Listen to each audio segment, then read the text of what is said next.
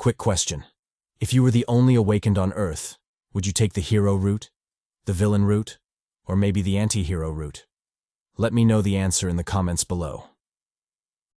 On a gloomy and chaotic battlefield, we are introduced to this world by our protagonist. Just like the death-filled field or the heavy clouds darkening the sky, our protagonist's tone is somber and heavy. Like a cliché from web novels or manga, one day, when he opened his eyes, he was already in a medieval fantasy world. He didn't know how it happened. Maybe Truck-kun paid him a visit, or a thick mommy sat on his face, suffocating him to death. Anyway, he fought desperately for survival, even becoming a mercenary, slashing enemies again and again just to stay alive. The protagonist's monologue is interrupted when a cunning enemy sacrifices himself to stop his rampage. Holding the protagonist down, the enemy creates an opening for his partner, who sneaks up, thirsty for blood. Before the barbarian can land his attack, a fierce redhead on a majestic steed cuts him down, saving our protagonist. She reminds him to stay focused. Losing concentration on the battlefield means certain death. Raising her sword high, she orders the trumpets to sound, signaling the real start of the desperate battle. As forces clash, drawing blood and ending lives, our protagonist continues his monologue, wishing only to survive. We get a stunning shot of him sitting on a rock, surrounded by corpses, bathed in the rays of a setting sun. It's easy to see why he chose that moment for his monologue. The scene is epic. Stepping on the head of a fallen enemy, the redhead congratulates him for surviving again. Approaching him closely, she tenderly tells him to take care of his face and not let his handsome features get hurt. Finally, a protagonist who gets the girl from the start. He's definitely clapping the boss. I'm so jealous. Their tender moment is interrupted by the rain, bringing the protagonist back to reality. The mysterious Amazonian mommy reassures him, calling him Aaron and telling him she likes the rain. Though her face is hidden, we know she's naturally charming. Just look at those lips. In the present, on a rainy day similar to the one in his memories, Aaron stands in the rain, recalling the words of his beloved. She had wanted to go east when the war ended, to a place where it rained often, and she asked him not to forget her. Now considerably more ragged and worn by life, Aaron stands under the shelter of a building, catching raindrops in his hand. His eyes are hollow, and a faint stubble lines his chin. A man who's clearly been through a lot.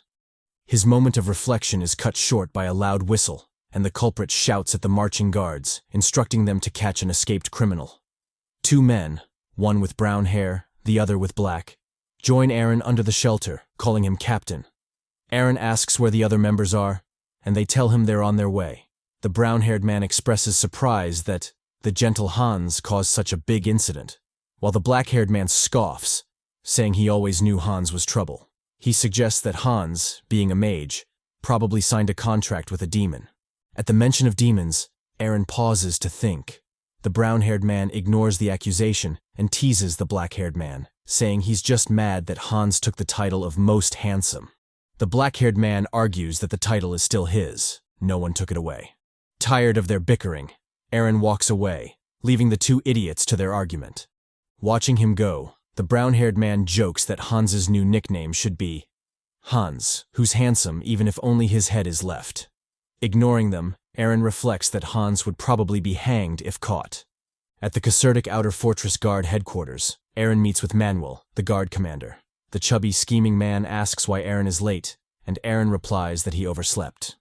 Manuel, striking a devious pose, questions Aaron about his connection to Hans.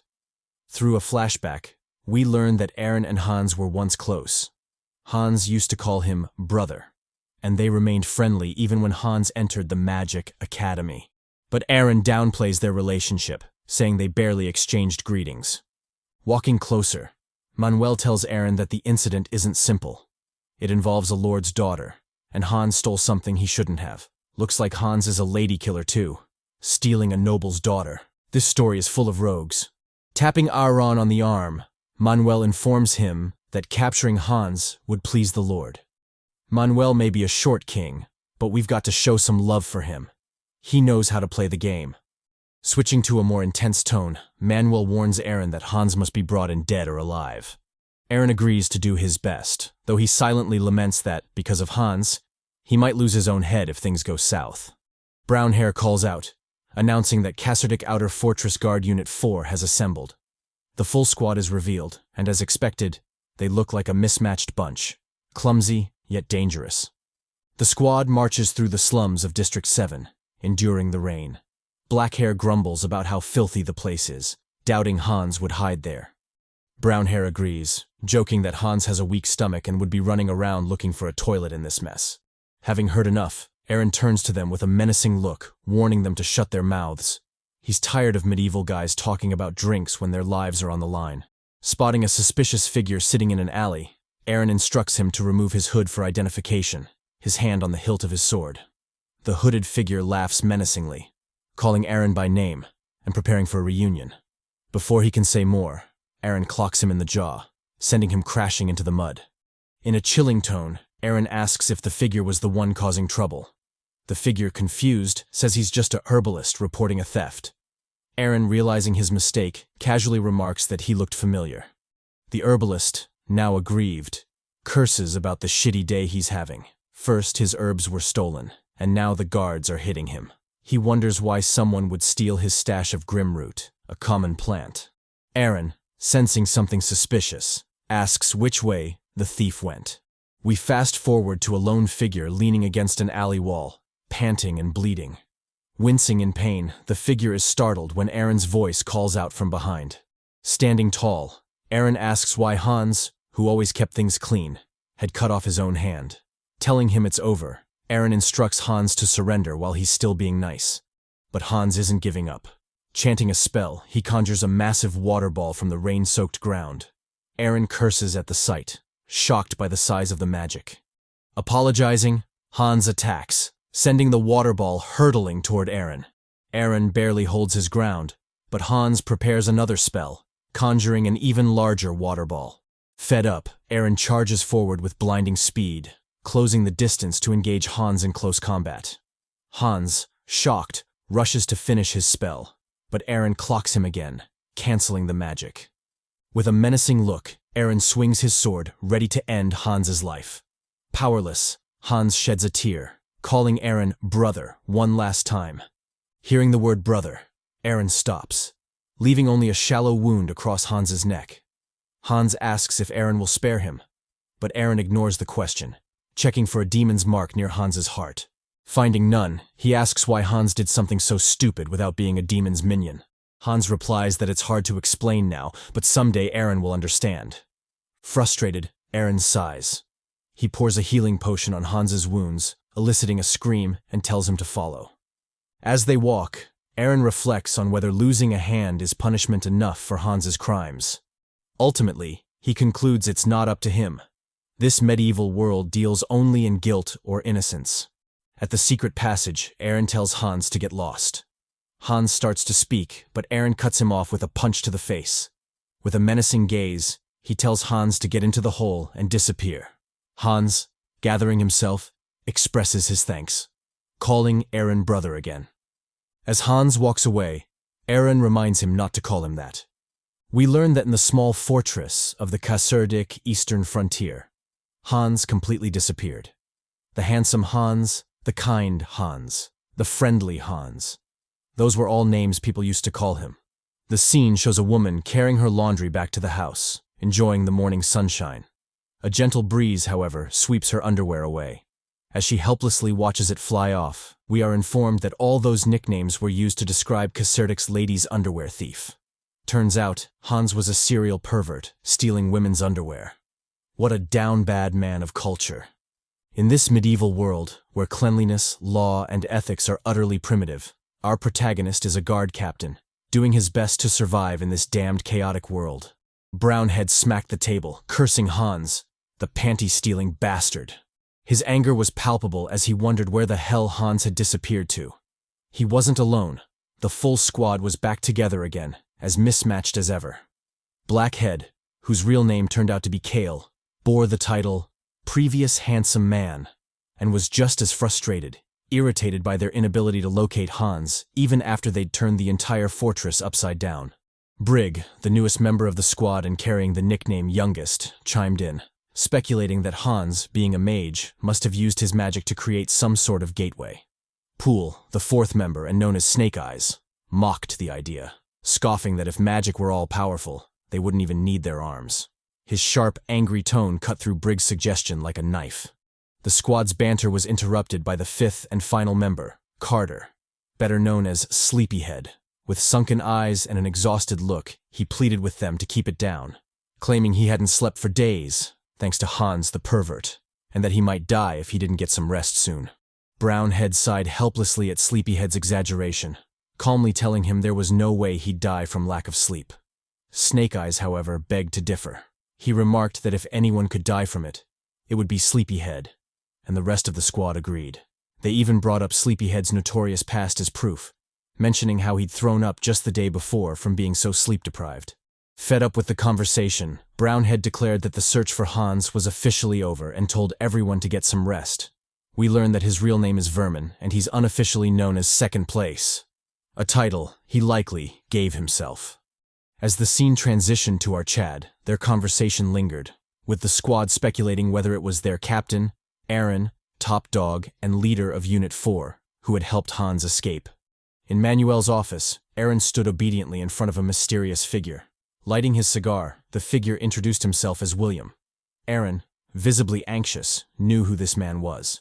The constable of the fortress. Someone with the power to cut off his head in an instant or lock him in a dungeon for the rest of his life. He was the top authority among Casertic's guards. Wasting no time, William immediately questioned Aaron about his connection to the pervert Hans. Standing up, William remarked that it was especially suspicious since Aaron had patrolled District 7 alone, a district guards couldn't even look into. His meaning was clear. Aaron let Hans go. Maintaining his composure, Aaron simply replied that there was nothing in District 7 except for some poop.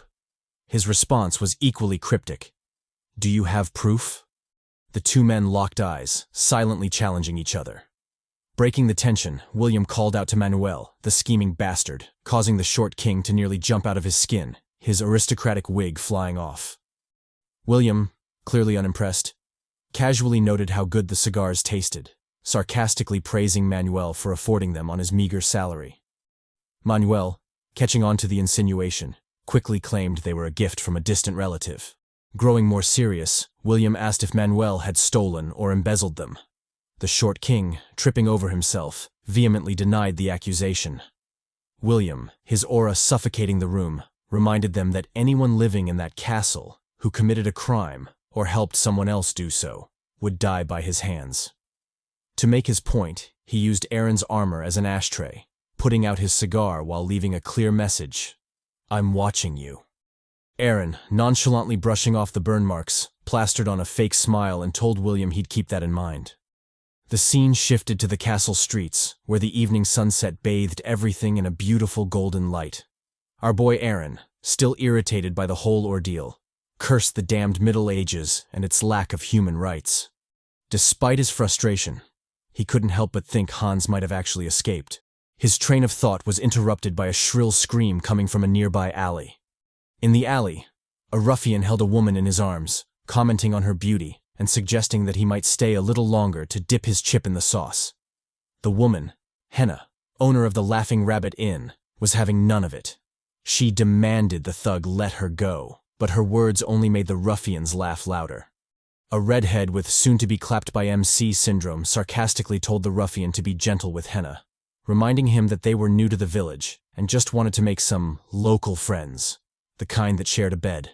The rest of his gang burst into laughter, clearly enjoying the scene. Henna, however, warned them that they were getting involved in something troublesome and might regret it. The sly chuckles from the inn's regulars confirmed that they knew exactly what she meant. Unfazed, the redhead loomed over Henna, asking what would happen if they didn't back down. He grabbed her bust, taunting her with the idea that no guard would come to her rescue in such a shabby inn. Thankfully, his rambling was cut short by the arrival of Aaron. The inn's regulars, seeing him, called out his name. Seizing the opportunity, Henna darted behind him, while the ruffians tensed up, sensing the shift in the air. Aaron, ignoring the thugs for a moment, casually told Henna 10 days. She countered with 5, insisting that it wasn't as bad as last time and reminding him that, as a guard, it was his responsibility to deal with such things. Their odd back and forth left the thugs visibly confused. Annoyed by being ignored, one of the thugs charged at Aaron with a raised fist. Still in the middle of his negotiation with Henna, Aaron calmly finished by asking for 8 days. With the deal sealed, he turned his attention to the thug, grabbing him by the face mid-charge.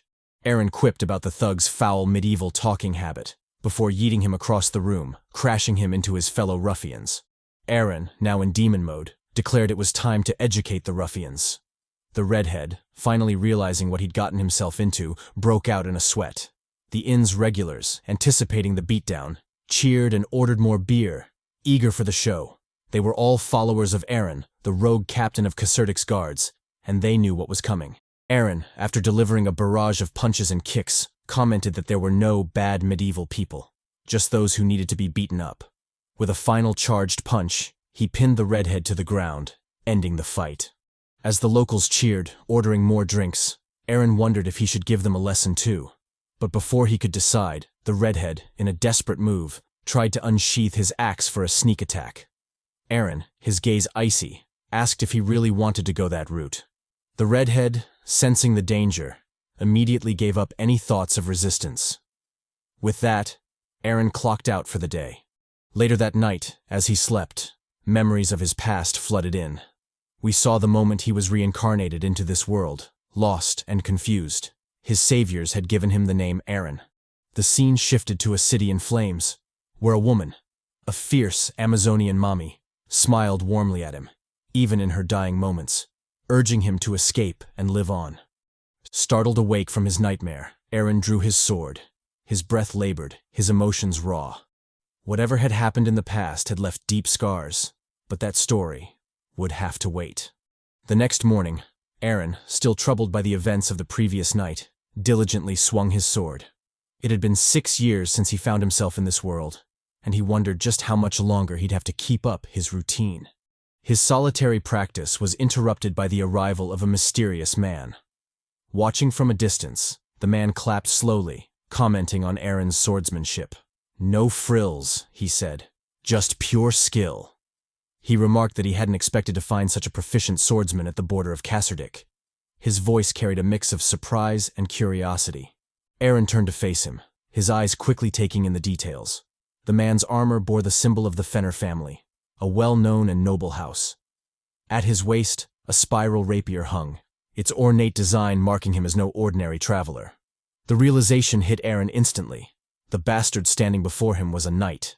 Knights were more than just men of combat. They were superhumans, wielders of aura, and the defenders of humanity against demons.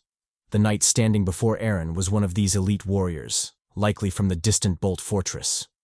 Eren tightened his grip on his sword, his suspicion rising. What was a knight doing in this remote area? Was he sent by the Empire? Sensing Eren's distrust, the knight smiled warmly. "You've got nothing to worry about," he said. He admitted he had gotten carried away after witnessing Eren's sword skills and approached without thinking. Growing more serious, he asked if Eren belonged to any knightly order.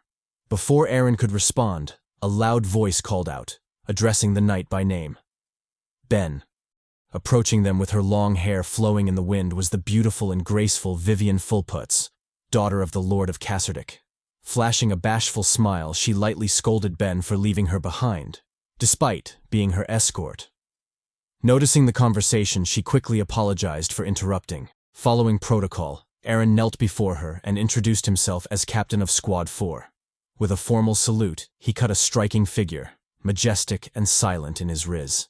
Vivian, smiling brightly, accepted his greeting and apologized for the trouble caused by Hans, the notorious underwear thief. Turns out it was her underwear Hans stole. What a daring down bad man. Eren, maintaining his stoic demeanor, simply responded that it was no trouble at all, though he inwardly questioned why Vivian needed a knight from Bolt Fortress as her escort. Vivian, unaware of Eren's doubts, gently led Ben away. She apologized again for interrupting his training and encouraged Eren to continue working hard for the safety of Kasserdik. Despite her charm and bright smile, there was something about her that seemed off, though Eren couldn't quite put his finger on it. As they left, Ben glanced back at Eren, puzzled. He was sure Eren was a knight, so why had Vivian referred to him as just a guard? Eren, still calm and composed, watched them go. Something felt strange, but he decided it wasn't his problem. It was better to focus on his duties. But Eren's day was far from improving. Manuel's voice suddenly echoed through the training yard, calling for him, startling him out of his thoughts. Later, at the inner fortress, Aaron stood motionless in front of a door, hesitant to enter. He had already been chewed out by Manuel for the previous night's incident at the Laughing Rabbit Inn. The thugs Aaron had beaten were actually hired mercenaries, and now Aaron was left to clean up his own mess. Even worse, the person overseeing the situation was someone Aaron didn't want to deal with. Before Aaron could dwell on his dread, a booming voice from inside ordered him to enter, nearly knocking him off balance. Timidly, Aaron stepped into the room. Inside, the intimidating figure of Nova awaited. Kaserdic's administrative officer, her aura radiated palpable anger as she scrunched the paper in her hand. "If you don't like your job, just quit," she snapped. "Stop making things harder for everyone else." Aaron, having expected this from her fiery personality, steeled himself. He had planned to use a strategy borrowed from Kale, a local bachelor known for his charm, by offering compliments and diffusing the situation. However, Aaron's attempt to flatter Nova fell flat, and instead, he came across as an awkward creep, only making her more furious. Sighing heavily, Nova let the issue slide, knowing it was pointless to argue with him. Shifting to a more serious tone, she informed Aaron that the mercenaries he had beaten up were supposed to be sent to Bolt Fortress. Aaron dismissed them as worthless, but Nova wasn't having it. She told him that since he had caused the problem, he would have to take on their job. Refusal wasn't an option, though she promised compensation for his troubles. Aaron found the deal reasonable and accepted, asking what the task involved. Nova explained it was a simple carriage escort. The scene shifted to a gloomy road at sunset, where a convoy was already underway. Aaron, part of the escort team, felt uneasy. The number of mercenaries seemed excessive, and they were all heavily armed, as though preparing for a battle. Something wasn't right. Curious, Aaron asked a nearby mercenary who was riding in the carriage. To his surprise, it was the leader of the thugs he had beaten up at the inn. The man, now wary of Aaron, instantly became defensive. Despite their banter, the mercenaries soon began discussing their camp for the night. They were heading to a nearby village, one Aaron seemed to recognize. As they arrived in Noctville, the village was eerily deserted under the pale light of a full moon. The mercenaries joked nervously about demons being the cause of the villagers' disappearance. Meanwhile, the red-headed mercenary, now following Aaron, asked to tag along as Aaron wandered away from the group. The carriage, briefly shown in the background, carried a mysterious figure, silently smiling within. Aaron ignored the redhead's questions as he wandered deeper into the village. His mind was elsewhere, recalling the last time he visited this place. He had gifted a child a book, and the boy's face had lit up with joy as he called Aaron Sir Knight. As they walked, the redhead cursed, stepping into a pool of blood. Aaron warned him not to look up, but the man, ignoring his advice, glanced skyward and was met with a horrific sight. Countless corpses crucified and hanged in neat rows. Unable to handle the gruesome scene, the mercenary vomited on the spot. Aaron remained calm, though visibly disturbed by the sight. Suddenly, a voice called out from behind him, catching him off guard. Turning quickly, he was met with an unexpected sight. He asked her what she was doing there. It was Lady Vivian, the daughter of the Kasserdic Lord. Back at the makeshift camp of the convoy, our Chad Aaron and his perverted thug lackey chill by a campfire. The other NPC mercenaries, in a bid to tame their hunger, line up for some grub.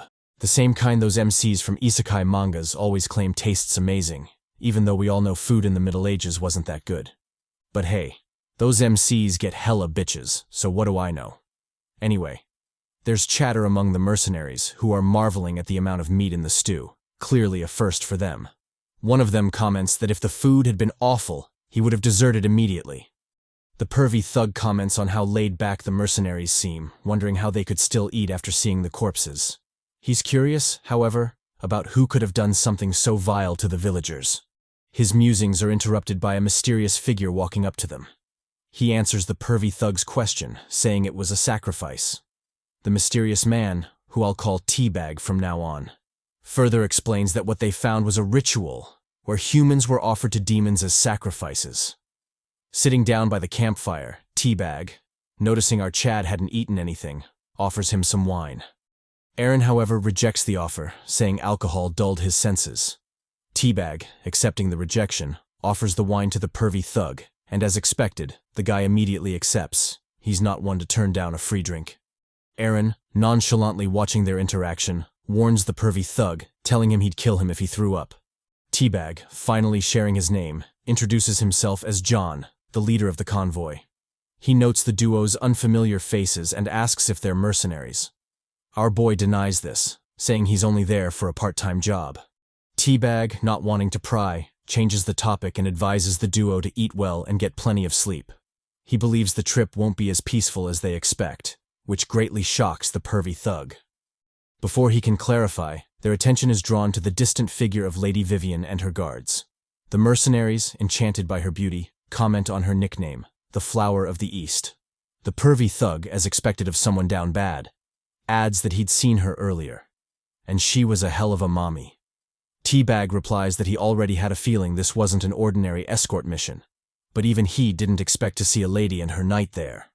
Our boy Aaron, maintaining his silence, thinks back to their earlier interaction with Lady Vivian. After questioning her on why she was there, Vivian, still donning her brilliant smile, answered that she was out for a casual stroll. She found it suffocating to stay in the castle all the time and was heading to Bolt Fortress for a little breather at her father's suggestion. I don't know, guys. My mommy radar is sending me warning signals about her. But let's just wait and see. Aaron, obviously suspicious, asked if she was talking about the Lord of Casserdick. Before Vivian could answer, Ben stopped her, telling her she'd said enough. He added that knowing too much came with heavy responsibilities. Mockingly glaring at Aaron, he advised him to only know what was appropriate for his position, calling him Captain of the Guards. I don't know why, but this scene reminds me of those NTR mangas right before the MC's girl gets clapped. Anyone else getting the same vibe? Back at the camp, Aaron, still lost in thought, is called out by Teabag. The latter comments on his unusual calmness in the odd situation they're in. A demon might appear. Yet Aaron doesn't seem scared at all. Aaron nonchalantly responds that they have a knight with them. The same knights trained for the sole purpose of eradicating demons. They're the Empire's elite force, and as long as they have one on their side, they should be good. He further adds that he also has his sword with him. As long as he has his sword and the slightest chance of survival, he's always made it out alive. Although his words are positive, from the sad look in his eyes, we can tell he's been through a lot, with deep scars and loneliness hidden within those brown eyes. Teabag, picking up on his tone, simply replies, I see, and wishes him luck, letting an unnerving silence fall over the trio. The scene switches to Aaron inside a house, picking up a book. With a slight smile on his face, he nostalgically gazes at it, thinking back to when he gifted it to the little boy of the village. He remarks that it's been a while since they last saw each other, and the boy, Horn, must have grown taller. Aaron, lost in his memories, seemingly fails to notice a figure creeping up on him. The figure, hoping to catch him off guard, lunges at him, but our boy, having already sensed it, swiftly turns and lands an elbow blow to the figure's head, knocking it back. Turning to confront the stealthy assailant, Aaron is shocked to realize it's an undead, a zombie. The zombie, with a glint in its eyes, charges at Aaron again, craving his blood. But Aaron, launching his counter, swings his sword, cleanly slashing the zombie in two, its half-body dropping loudly to the ground. Somberly gazing at the fallen foe, Aaron wonders where it came from. His thoughts, however, are interrupted by a shrill scream from outside the house. The voice turns out to be the pervy thug, swinging his sword in a panic and begging the zombies not to come close to him. Isn't he supposed to be a tough mercenary? What the hell is this shit? Aaron, coming to his aid, swiftly decapitates the zombie, sending its head flying. He looms over his foe's fallen body with a somber expression on his face. The pervy thug, noticing his arrival, clings to our boy like a damsel in distress. Aaron, irked by his reaction, tells him to calm down and asks where everyone else is. The pervy thug, still in tears, replies that they're screwed. Everyone in the convoy had passed out and won't wake up. It's like they've been put under a sleeping spell. Aaron, gradually realizing the danger of the situation, wonders if it's magic. However, if that's the case, how come only the pervy thug and himself were unaffected? Suddenly realizing something, he notes that it must have been the meal from earlier. However, since it wasn't poisoned but only drugged, he deduces that the mastermind's goal is to capture someone alive, and that someone is most likely Vivian. The pervy thug, drawing our boy from his thoughts, points toward a horde of zombies, telling him they're screwed. The horde, sensing the vitality in them, collectively charges at the duo. Aaron, still unfazed, calmly walks forward. Drawing his sword, he muses he'll warm up with the low-level zombies before the real game starts. Activating Demon Time, his aura completely changes, the sheer pressure of his presence pressing down on everyone. With a simple swing of his sword, he casually splits a zombie in two. Continuing his rampage, he unleashes a flurry of slashes, dicing the zombies into bits, blood and gore following his every move. With a mighty swing, he delivers a vertical slash on an unsuspecting zombie, cleanly splitting it in half from head to toe. Somberly staring at the advancing horde, his body bathed in the blood of the vanquished, he asks if that had finally woken them up, calling it the army's wake-up call. Unrelenting, he lunges at the incoming horde, unbothered by their numbers, his sword ringing in the starry night. After a while, Aaron, now standing in the rain amidst the fallen zombie bodies, casually wipes the blood from his face. Although his breathing is a little labored, he appears to be completely fine. Hearing a distant growl, he curses, wondering if he'd missed one. Turning around, Aaron is shocked by the sight before him. Blonde hair, green attire, the eyes that were once full of life are now gone, replaced by hollow black sockets, leaking dark blood. Aaron somberly stares at the approaching zombie. Just as he expected, the boy from his memories, Horn, had indeed grown taller. We flash back to 2 years prior when Aaron was fleeing from his pursuers. He had settled down in a small village, hiding from his chasers. Horn, still a young and vibrant kid back then, called out to Aaron, addressing him as Sir Knight. Aaron, lying on the forest floor, teasingly asked Horn who he was calling Sir Knight. Horn replied, saying he had seen it in a book, that knights were strong and cool. Horn, the son of a village farmer, loved books despite his humble background. Showing Aaron a picture of a knight in armor, he beamed, saying Aaron was the strongest and coolest person he knew. Aaron rubbed his hair, telling him he loved to talk nonsense. Horn, feigning annoyance, complained, but it was obvious he liked the attention, just as Aaron did, as shown by his broad smile and peaceful demeanor. He genuinely liked the kid. Their happy moments are a sharp contrast to the present, where the boy is now an undead, and Aaron is left with no option but to slay him. Back then, even after Aaron had settled in Kasserdic Fortress, he still visited Horn. He remembered the glint in Horn's eyes when he told him about the library in Kasserdic, full of books. He told Horn that librarians were buried in books all day, and the bookworm visibly glowed in anticipation, sharing his wish to be a librarian one day. Aaron encouraged him, saying it was a perfect fit for someone like Horn. We switch to the present, where Aaron has no choice but to kill Horn.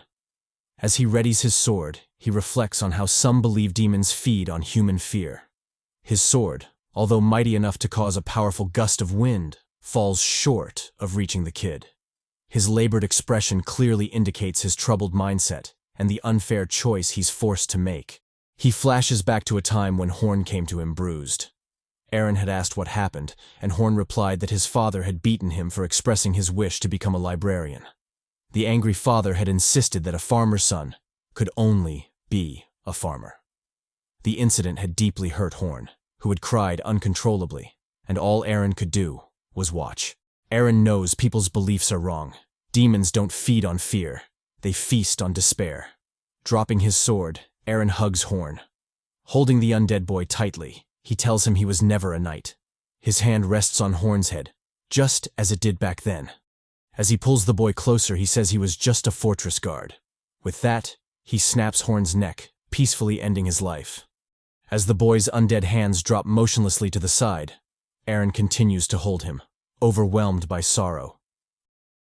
The gloomy weather mirrors Aaron's mood, with rain falling endlessly from the sky. Despite the horde of monsters behind him, Aaron doesn't seem to care. His entire focus is on Horn, now lying dead before him. Pervy Thug, with perfect timing, calls out to Aaron, saying he's finally managed to wake up the sleeping mercenaries. Leading the charge, the mercenaries lunge at the zombies, intent on wiping them out. Aaron, still focused on Horn, closes his eyes and tells him to rest in peace, hoping nothing more will trouble him after death. His painful goodbye amidst the chaotic battle going on around him is heartbreaking, enough to bring a tear to the eye. Some manly tears. A fiery explosion sounds, adding even more chaos to the tragic night. The mercenaries quickly identify it as coming from the temporary residence of Vivian. Grabbing his sword, Aaron slowly walks toward the burning building, leaving one final whisper for the fallen horn. "I'll avenge you." We switch to Vivian's residence, where, like everything else fucked up that night, a massacre is underway. The bodies of guards and maidservants lie sprawled on the ground, lifeless. The sole survivors are an unconscious Vivian and her knight, Ben, who seems to be on his last leg. Ben comments that, due to rumors of an attack on Vivian's life in Cassardec, they had secretly planned to flee to Bolt Fortress. The rumor turned out to be true. Although he never expected them to target such a secret procession, he stands tall, his rapier glowing with his aura, refusing to back down.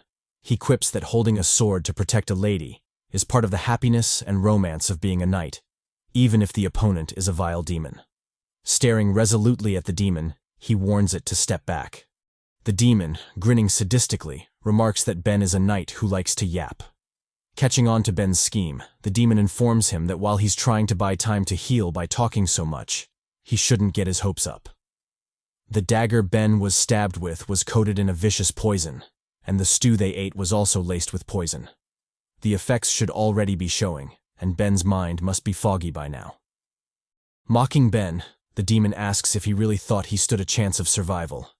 Ben retorts with a witty comment, mocking the demon's vile nature and ugly appearance. The enraged demon furthers its transformation, with numerous strange eyes sprouting from its left arm. Lunging at Ben with its demon claws, it warns him to watch his words. Ben leaps back, barely dodging the devastating slam of the demon's attack. The crushed floor proves his choice to evade was the right one. Analyzing his aura, Ben notes that due to the poison, it's barely half of his usual power, and his aura is nearly gone. However, because the demon's left arm is the only part transformed, Ben knows to target the uncorrupted areas. As the demon launches its grotesque claw at him, Ben executes his plan. Dodging the attack, he readies his rapier, aura set to the maximum. Seizing his opening, he delivers a powerful stab aimed at the demon's neck. But the demon, anticipating Ben's move, dodges the attack and counters. Grabbing Ben by the throat, the demon begins choking him. Mocking Ben, it tells him that stabbing its untransformed parts won't kill it. Vowing to end Ben's life, the demon tightens its grip as the knight coughs blood from the damage. Ben, on the verge of defeat, notices a surprising sight. Aaron, our boy, has stealthily approached the demon, sword in hand, ready to strike. He's come to avenge Horn. In one mighty slash, Aaron decapitates the demon, splattering its blood everywhere. With a deadly glare, he tells it to accept its death by his hands. The demon, having received a lethal blow, screamed in agony. The sneak attack had slashed off a chunk of its head, exposing its skull and the squirming brain inside. Furious, it launched a counterattack on our boy, demanding to know where he had crawled out from. Aaron, quick to react, blocked with his sword. But the blow was powerful enough to send him crashing into a nearby wall, his anguished groans sounding soon after. The demon, getting a brief moment to recover, roared in rage, sparks of crimson aura bursting from its head as it channeled its powers to heal. Holding its squirming, regenerating head, it cursed Aaron. Because of that bastard, it had received a deadly blow and had to waste precious sacrificial blood to regenerate. Gazing at his slowly dissipating demonic arm, the demon knew it had to act quickly. It had to complete the sacrifice of Lady Vivian, the Pantsu Mami. However, his plans were interrupted by a sudden voice from behind. The voice, which it had come to loathe by now, called out Horn's name. As expected, Aaron wasn't done yet. He slowly picked himself up, yelling, "Revenge for Horn!" He readied his attack and charged at the demon, looking majestic in his aerial assault. Their clash, akin to a battle of titans, caused shockwaves, the thunderous sounds reverberating through the room. The demon, being physically superior, yeeted our boy across the room again, sending him crashing back into the wall, but Aaron didn't leave empty-handed. Getting his lick back, he managed to slash the demon's chest, drawing blood. Unperturbed by the crash, Aaron shakily rose again, using his sword as a makeshift cane. He taunted the demon to keep healing, because every time it did, he'd be there to cut it down again. Completely enraged, the demon cursed at Aaron. It was at its wit's end, having to deal with the stubborn and relentless MC. Sensing a tragic turn of events, the demon quickly examined its body and noticed that its demonic arm had begun sucking its own blood. If that continued, it would soon be wholly consumed. Our boy, like a beast from the demon's worst nightmare, cruelly smirked. He mocked the demon, teasing that he had hoped it could take a hit or two, but it turned out to be complete trash. The demon, losing its composure, grit its teeth in frustration. It was truly at its wit's end dealing with Aaron. Aaron, not caring about the demon's feelings, charged again. With his trusted sword in hand, he delivered another vertical slash, the demon barely managing to block it. Fed up with the nonsense, the demon yelled at Aaron, asking who Horn was and why he would go so far. Despite its calm demeanor, it was secretly shocked by Aaron's superhuman strength. The bastard wasn't even a knight. Where did all that strength come from? What the demon didn't know was that our boy had been clapping some rejuvenating Amazonian cheeks. Of course, he'd be hella strong. Sensing an imminent threat, Aaron quickly turned to block a sneak attack. The mysterious assailant, who turned out to be Teabag, mocked Aaron, saying he had great reflexes despite his huge size. Aaron, unfazed, casually replied that he'd been wondering when Teabag would finally crawl out.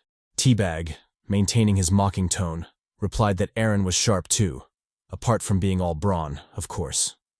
Delivering a heavy attack, he pushed Aaron back and quickly followed up with a combo of repeated attacks. He teased that while Aaron presented an all-brawn, no-brain image to everyone, it was a facade. He was actually as cunning as a fox. Aaron, struggling to keep up with the barrage of attacks, replied that Teabag's involvement was obvious. It was too much of a coincidence for him to arrive at the village right when the sacrifice was underway. The leader of the convoy was definitely involved. Although our boy's deduction was spot on, you don't need much brain power to figure out that a dude named Teabag would turn out to be a conniving, backstabbing bastard. Teabag, enraged, cursed at Aaron. If he hadn't meddled, everything would have been over already. The demon, capitalizing on Aaron's distraction, distanced itself from the fight. It planned to use the brief moment of respite to heal completely. However, when it invoked the demon's power, it was met with rejection, greatly shocking it. The true demon, deeming its body useless, began absorbing its flesh and soul.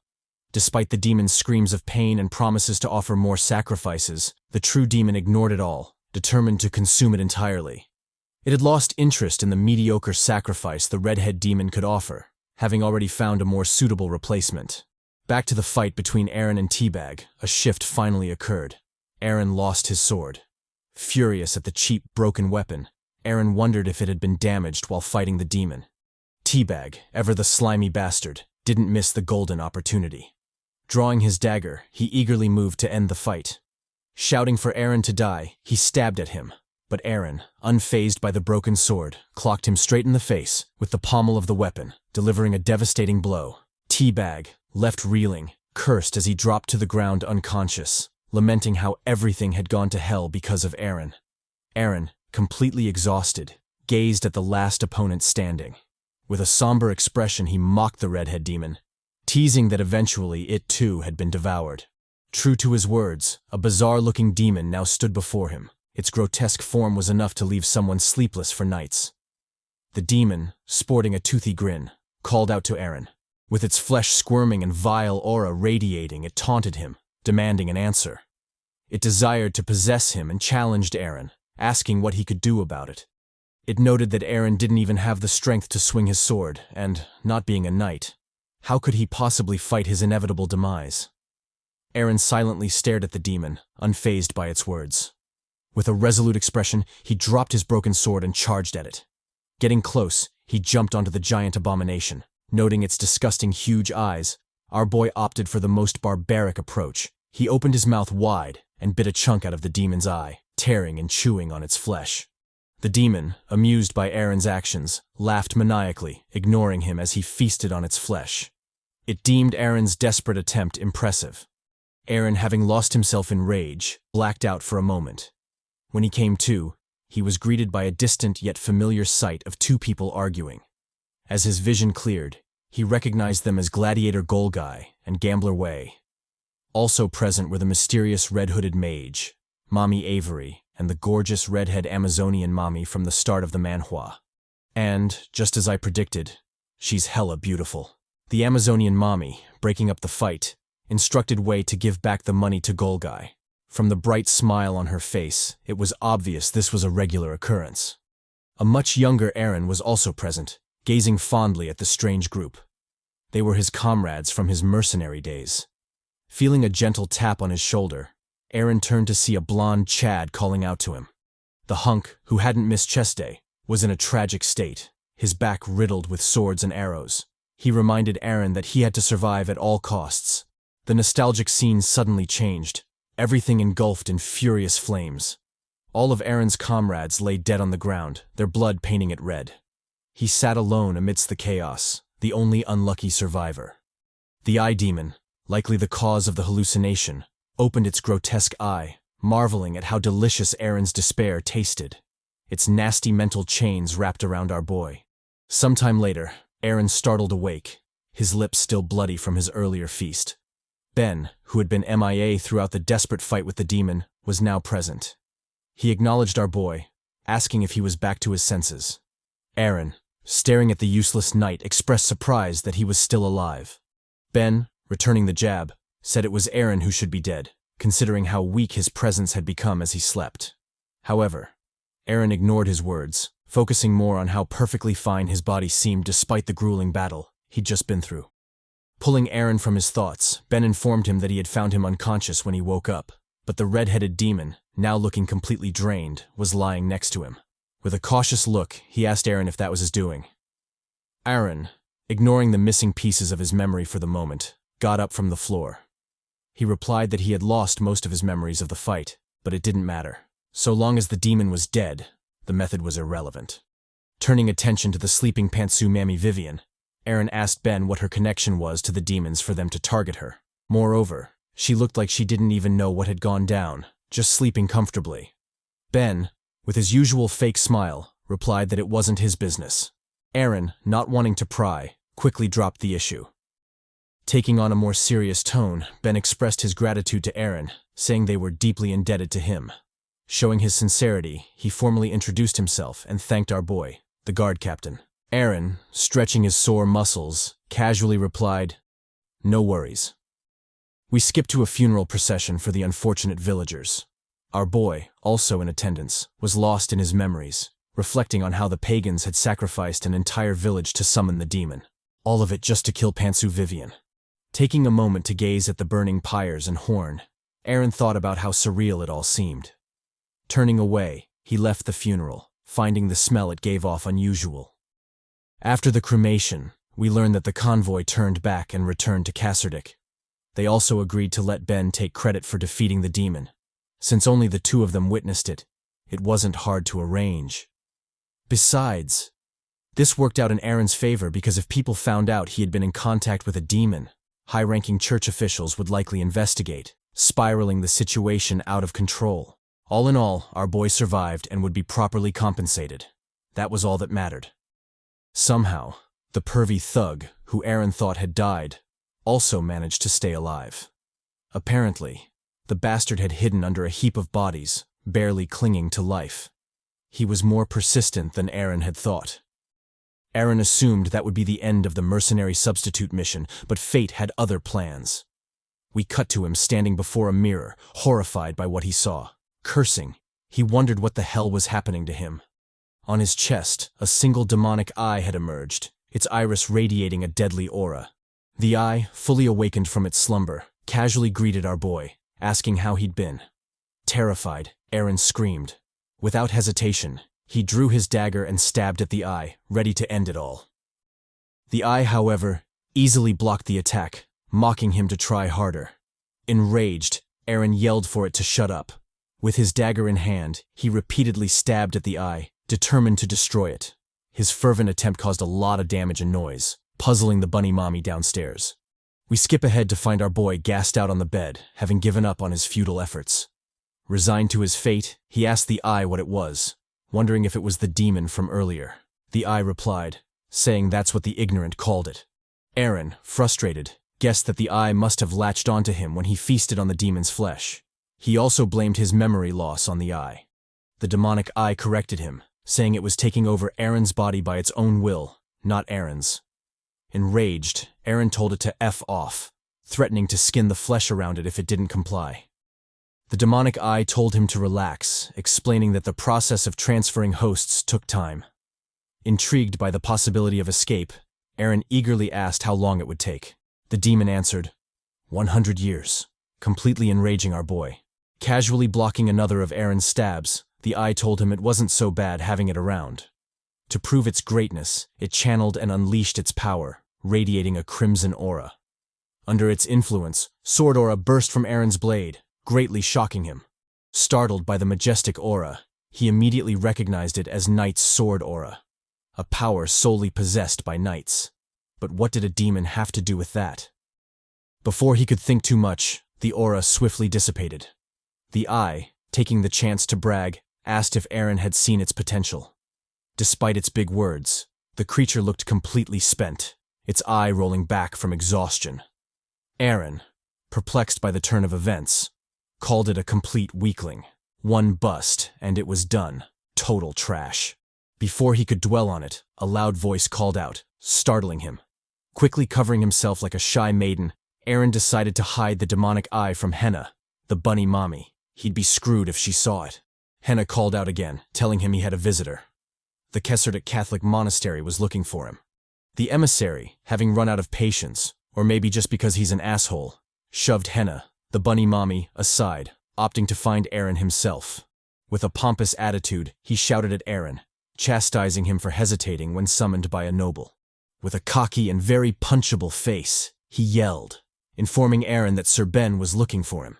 Before he could spout any more nonsense, our boy clocked him straight in the face. Serves the bastard right for pushing our bunny mommy. Aaron, the Chad, smiled mockingly after delivering the warm greeting. He teased the man for still having the same ugly face, calling him Jace the Halfie. Gazing at the bleeding Jace, he told him to lie down obediently and wait until he was done. The latter, vexed and a bit helpless, cursed our boy, calling him crazy. We cut to a while later as the two make their way down the stairs. They are met by Bunny Mommy, who inquires if Aaron would be heading out. In a shocking and sensual twist, the Bunny Mommy struck a seductive pose, telling Aaron to return home early. She'd recently learned a new massage technique that was guaranteed to make him feel good. All she asked in return was a mere 50 copper. Our boy, however, wasn't a simp. He casually passed her by, saying he didn't need it. Bunny Mommy, a bit flustered, desperately lowered the price to 40 copper, but our boy wasn't having it. He was a proud member of the Virginity is Cool Club. Just like you down bad Chads. We immediately switch scenes to the boys walking through a bustling market. Our boy inwardly remarks on freaking out when he first got the summons. He had thought it was the end of him, but it turns out it was Ben looking for him. With a smile that could get him mistaken for a charlatan, he wondered if he was being summoned to receive his reward for defeating the demon. We get a brief flashback to the night of the attack. The noble knight had questioned him, asking if it was really okay to give him credit for defeating the demon. Such a feat was highly acknowledged by the kingdom, after all. Aaron, still donning his carefree smile, replied that although tempted, he didn't like the noise it would bring. If Ben really wanted to thank him, then he should share some of the rewards with him. The humble knight readily agreed, inwardly noting that Aaron was sharper than he looked. Back in the present, our boy was lost in thought. Apart from the juicy rewards he hoped to receive, there was a different issue plaguing his mind with restlessness. The demon and the strange power that resembled aura. We learn that aura in this world is a power meant to destroy evil and enforce justice. It is a miraculous ability given only to knights. Typically, only those handpicked and trained by the Empire become knights, with the exact training methods left unwritten, always shrouded in mystery. That being the case, what exactly was up with the demon and its mysterious power? The whole thing seemed eerie and bizarre. Deciding not to dwell on it, he turned to Hafi, asking how much further they had to go. The latter replied that they were almost there, his pompous attitude having survived the punch from earlier. Turning to our boy, he asked what Hafi meant, and why he kept calling him that. Aaron mockingly replied that it meant half of a half-noble, a suitable nickname for a bastard of a noble's bastard like himself. Damn, bro was actually a mega-bastard, a super-bastard, bastard squared. Hafi, the mega-bastard, was understandably enraged by Aaron's mockery. With some manly tears in his eyes, he vowed to kill Aaron one day. However, it turns out that won't be necessary, because our boy is officially cooked. They had finally arrived at their destination, and to our boy's horror, it was the Solar Church, the last place someone possessed by a demon wanted to be. We cut to inside the church. Our boy was welcomed by the regal-looking knight, Sir Ben. He expressed his delight at meeting Aaron again, his smile almost blinding. Noticing Aaron's tense expression, Ben asked if he was startled by the sudden summoning. Our boy inwardly remarked that he was scared of being exorcised. The demon murmured, saying the church was putting him in a bad mood. Ben, oblivious to Aaron's struggle, excitedly introduced him to the priest of the church, Blean. The suspicious-looking priest returned the greeting, saying it was a pleasure to meet the MC. Ben also introduced him to Joanna the Inquisitor, a giant mommy clad in pristine paladin attire. The duo were renowned for their deep religious faith, making the meeting an honor. Well, maybe not to our boy, who was currently possessed. Aaron and the giant mommy stared intently at each other, creating a tense atmosphere. Suddenly, the Goliath mommy leaned back and threw a punch at our boy. Aaron, quick to react, reached for his sword, worried that the Inquisitor had noticed his possession. To his surprise, however, the giant mommy gently tapped him on the forehead. Aaron, puzzled, wondered what the hell was going on. Priest Blean clarified the bizarre situation, informing him that the giant mommy had offered her hand in blessing. Apparently, it was a sign of blessing. Who would have thought? The noble giant Joanna gently bowed, confirming that it was indeed a blessing. Our boy was left puzzled, wondering what kind of religious ritual that was. It was really hard to identify it as such just by looking at it. However, the ritual did seem somewhat effective, as the demon sealed within him was extremely enraged, cursing the underling of the gods for touching it with her dirty hands. We cut to a meeting between the different parties. Priest Blean informed Aaron that Ben had told him everything, including the fact that he had refused to take credit for slaying the demon. However, the church still wanted to express their gratitude and offer a little reward for his achievements. The reward turned out to be not so little, and our boy was left sweating bullets. The good kind of sweating, of course. He had received the church's golden brooch and a mountain of gold coins. Safe to say, Aaron was losing his shit. He hesitatingly asked if it was okay to receive something so precious. After all, there was no free lunch. And true to his worries, the priest highlighted the condition. He was free to take the reward. The only price was helping the church should they find themselves in a dire situation. Aaron was wary of the condition, especially since he knew Priest Blean was one of the corrupt power brokers behind Caserdic. But the temptation was too much. In the face of money, all morals are trash. Balling his hand, he immediately performed the strange church ritual, proclaiming the priest as his father of faith. With a money-crazed yell, he shouted praises for the church. The giant mommy casually eyed our boy, her thoughts too cryptic to analyze. We cut to Kale, donning a flabbergasted face, puzzled by the sight before him. He asked if the stranger had bullied someone, or maybe even stolen their belongings. The stranger turned out to be our boy Aaron, dripped out beyond reason, looking majestic in his new armor. Aaron mocked Kale in return, telling him to take off the trashy flower scarf he was wearing before commenting on other people's drip. He informed him that the brooch was a gift filled with the energy of the god of the sun, and the drippy armor was secured with sacred gold coins as well. Kale teased, reminding him to pay his bar tab with that money instead. Their light banter was interrupted by an absolutely gorgeous mommy handing them their beers. I don't know who the artist for this manhwa is, but God bless their soul. The busty waitress, Charlotte, asked in a sultry voice if Brig would be coming to the pub that day. Kale replied that he wouldn't. The youngest was off duty. A bit jealous, Kale asked why Charlotte was asking about Brig. Did she have a crush on him or something? Charlotte replied that it was hard to see a good man like him around. He was hard-working and caring. Sorry guys, looks like Mommy Charlotte is already down bad for Brig. Better luck with the next waifu. The busty Charlotte, as if trying to wound my jealous heart, said that she wanted to give Brig a sensual massage if he stopped by.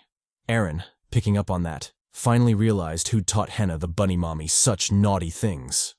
Distracted by the beer in his hand, he remarked on missing a cool glass of freshly poured beer. Charlotte, the sultry mommy, unaware of our boy's Reincarnator problems, drew their attention, asking if they had heard of the scammers rampaging in town recently.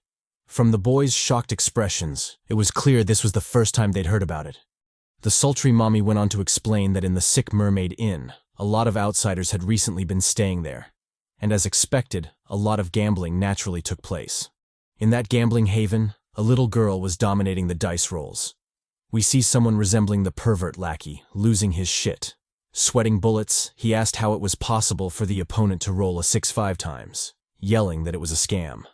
Aaron slammed his drink on the table and immediately got up to leave. How dare a minor gamble in the district he was in charge of? As the captain of the Casertic Guards, he couldn't sit idly by and let such things unfold. Under the puzzled gazes of the sultry Mommy and Kale, he turned to leave. With a sinister look, he urged Kale to follow. They were going to put an end to the gambling. Put an end to it or rob everyone involved. Our boy is giving me mixed signals. We cut to our boy at the gambling ring. With a move reminiscent of his title, Rogue Guard, he kicks down the establishment's door, loudly announcing his majestic arrival. The pub's owner, a bit startled by Aaron's entrance, stutters his name in fright, asking how he caught wind of the pub. Our boy, like a protagonist in those reverse harem manhwas, basks in the glow of his entrance, greeting the owner and telling him it's been a while. The owner, completely flustered, asks why he's there. Hadn't he quit gambling already? Our boy, like a true degenerate, replies that he's going for one last round. He recently came across a shit ton of money, and his hands are itching for some gambling. Picking a seat, Aaron chooses his gambling table, saying he smells money from there. Turning to the kid sitting there, he comments that he heard she was really good with the dice, and he's there to witness her skill firsthand. We cut to our boy indulging in some degeneracy. Having rolled a 6, he happily remarks that they've tied again, and true to his words, the mysterious girl has also rolled a 6. Feeling lucky, or maybe just because his degenerate juices are flowing, Aaron decides to go all in, double or nothing on the bet. The mysterious kid obviously accepts his bet, inwardly mocking Aaron for being a fool. She had lost a few rounds on purpose, but now our boy has become arrogant, throwing money around like a big whale. Hearing a slight cough from behind, she notes it as the signal to start reaping. The big whale won't even know what hit him. He'll probably leave the pub completely naked, having lost everything gambling. Using magic, she starts manipulating the dice, determined to suck Aaron dry. The MC, however, shouts for her to hold the F up. Was she trying to cheat using magic? The accusation greatly shocks the young girl. Like a total noob, she rises in protest, asking if Aaron had proof. Well, young missy, your reaction is proof enough. Aaron, casually sipping his beer, replies that of course he has proof. If his guess is correct, then she should have given both of them a 4, effectively ending the game. And true to his words, the results were exactly as he'd predicted. They both had 4. Taking a darker tone, he bets all his money in hand that the girl was using magic. He challenges her, telling her to accept the bet if she dares. For someone as experienced as him, the scheme wasn't a new one. On the contrary, it was quite common for scammers to use young mages like her to cheat. His words seem to have struck a nerve as the tension in the room triples in an instant. The thugs, realizing they've been caught, immediately draw their blades. They mock the MC for being a perceptive fool, but it's not all bad, because it just made things easier for them. With a menacing tone and swords drawn, they threaten the MC, telling him to drop everything he has and leave. Our boy, still completely relaxed in the tense situation, fires back, asking them if they haven't heard the legendary degenerate quote, "If you aren't sure, then don't bet on it." If any of them knew who he was, they wouldn't be doing this shit. However, he's a generous man, and since the dice game with the kid was fun, he makes a proposal. How about going for another round? The stakes obviously will be higher, hinting at the flashy gold coin in his possession. Tossing the coin on the table, he lets the scammers know that it's genuine gold from the Solar Church, equal in value to 500,000 copper. Damn. I thought I was the only one impressed, but it seems like the thugs are equally flustered. Most of them hadn't even seen that much money before. Their leader, a man with a nasty scar on his face, calls out to the MC, asking what he's scheming. Even knowing that they were scammers and that the little girl was a mage, he still wants to play some more? Our boy, however, cuts his nonsense villain talk short, telling him to shut his hole. He mocks that third-rate scammers like them love to talk so much. The bet is issued. Is he man enough to accept it or not? Enraged, the scammer slams his axe on the table. Of course, he'll accept the bet. He's willing to bet all his money and the little girl's hand. Turning to the girl, Kana, he threatens that if she messes up, she'll lose her hand. Although I've censored most of it, this trash villain has been using some derogatory terms to address the little girl. I really can't wait for the MC to clock his stupid face. We cut to the MC gearing up for the gambling sesh. Addressing Kana, he asks why she's mixed up with such trash instead of being in a magic academy. Did magic not suit her after she learned it? Or is she there trying to earn bread for her academy fees? Kana, a bit defensive, tells him not to assume her situation when he doesn't know anything about her. From the look in her eyes, it's clear this is a sore spot for her. Eren immediately relents, inwardly thinking that from her reaction, it must be because of the money. The trashy leader, making his move, secretly signals his men to be ready. He had wondered what gave Eren the confidence to face him, but from the looks of it, he was just buying time. Not that it mattered, because anyone who was aware of their true identities had to die. Our boy, seemingly oblivious to their schemes, asks his final and arguably most important question.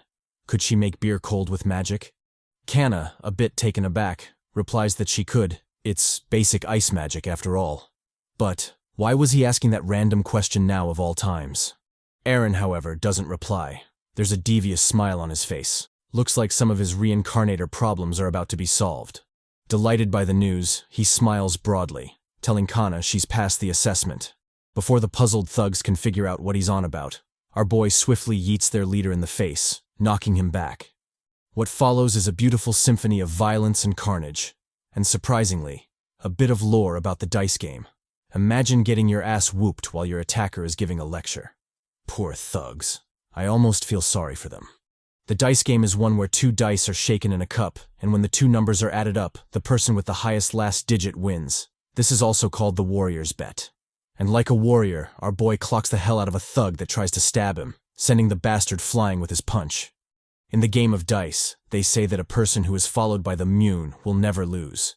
Our boy, maybe one of those people, punches the hell out of another thug, leaving him reeling. The thug's leader lunges at him, hoping to catch him off guard. He swings at the MC, certain his strike has landed. However, a somber voice quickly dismisses his foolish thoughts. Eren chastises him, asking if he isn't ashamed to live off an innocent little girl. With the leader's axe held squarely in his hand, he retaliates, grabbing the bastard by the throat. Choking the life out of the screaming leader, he tells him he should definitely feel ashamed of himself.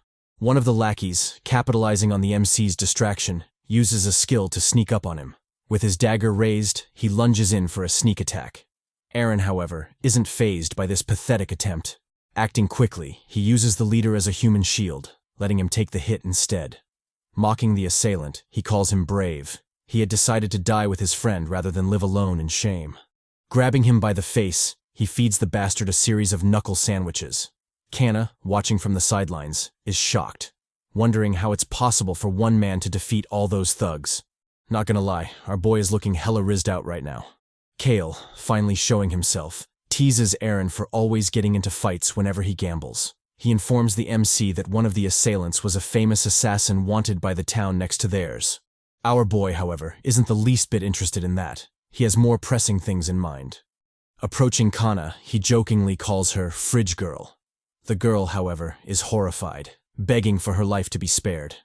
Eren, brushing off her dramatic reaction, casually asks if she wants to earn some money.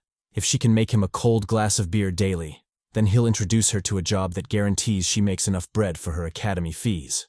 With a warm smile, he extends his hand to her, asking if she likes the idea. If she does, all she has to do is take his hand. Kana, taken aback by the sudden life-changing opportunity, zones out for a while. Eventually, however, she comes to her senses and reaches out to the warm hand offered to her. Of course, she'll take it.